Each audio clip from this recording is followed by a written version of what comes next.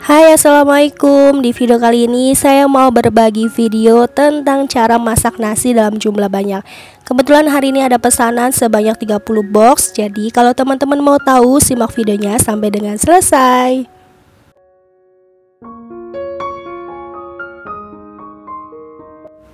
Oke, yang pertama kita siapkan baskom ukuran besar dan juga kain jaring atau kain puring seperti ini.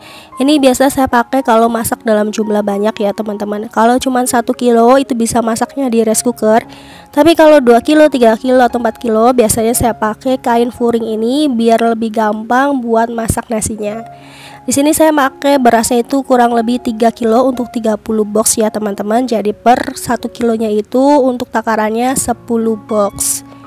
Ini berasnya sudah dicuci bersih. Kemudian ini kita taruh di kainnya atau dibungkus seperti ini ya. Kita tiriskan supaya airnya turun. Nah, sebelumnya teman-teman jangan lupa buat panasin kukusannya atau dangdangnya ya teman-teman. Ini udah saya mulai panasin ya di sini. Kemudian yang sebelahnya ini, panci sebelahnya ini berisi air yang nantinya bakalan dimasak juga atau kita rebus ya. Ini airnya sebanyak 3 liter. Jadi untuk beras 3 kilo airnya 3 liter ya teman-teman. Kalau sudah panas, kita akan masukkan beras yang tadi dibungkus dengan kain puring. Berasnya diratakan terlebih dahulu. Jadi fungsinya kain puring ini biar nanti pas nasinya mateng kita nggak ada sisa nasi di kukusannya. Jadi lebih gampang dan lebih mudah kayak gitu teman-teman. Ini berasnya ini dikukus kurang lebih 25 menit. Dan di menit ke-20 kita bakal ngerebus airnya. Jadi pas waktu habis 25 menit berasnya itu air juga sudah mendidih. Nah, ini kurang lebih sudah 25 menit ya. Ini videonya sudah dipercepat ya teman-teman. Kalau sudah 25 menit airnya udah mendidih, kita matikan semuanya. Matikan air dan juga kukusan berasnya. Tandanya berasnya ini sudah agak padat dan sedikit agak keras gitu teman-teman. Kita akan pindah lagi ke baskom yang besar. Kita pindahkan lagi ke baskom ya teman-teman. Jadi kalau misalnya bedanya sama teknik siram, kalau yang teknik siram itu langsung airnya ini disiram di kukusannya gitu ya teman-teman. Tapi kalau pakai kain jaring kayak gini, tinggal disiramnya di pancinya aja. Ini kita biarkan aja kainnya tetap di panci seperti ini, nggak usah dilepas lagi juga nggak apa-apa. Nanti tinggal kita siram dengan air yang tadi sudah mendidih. Cara ini menurut saya paling tepat, paling enak kalau menurut saya sih kalau bikin nasi dalam jumlah banyak. Entah itu bikin nasi putih, nasi kuning, nasi uduk atau nasi liwet.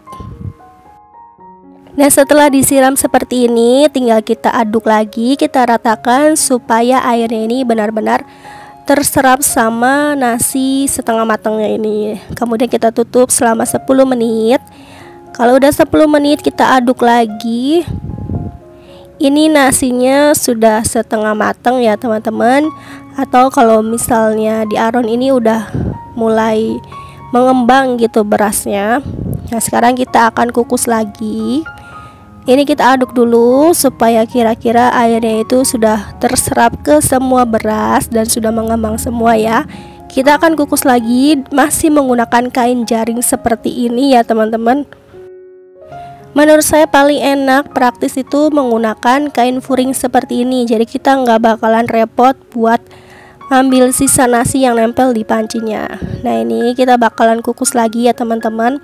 Sebelumnya ini kukusannya juga udah dipanasin ya teman-teman. Kalau udah panas tinggal kita masukkan beras yang tadi udah kita diamkan dulu ya. Nah, ini sedikit dikasih space atau lubang seperti ini supaya matangnya semuanya merata. Dan kukusannya ini cukup ya untuk beras 3 kilo. Maksimal ini saya pakai 3,5 kilo kalau mau pakai ya. Jadi ini ukurannya sedang ya, nggak terlalu besar banget.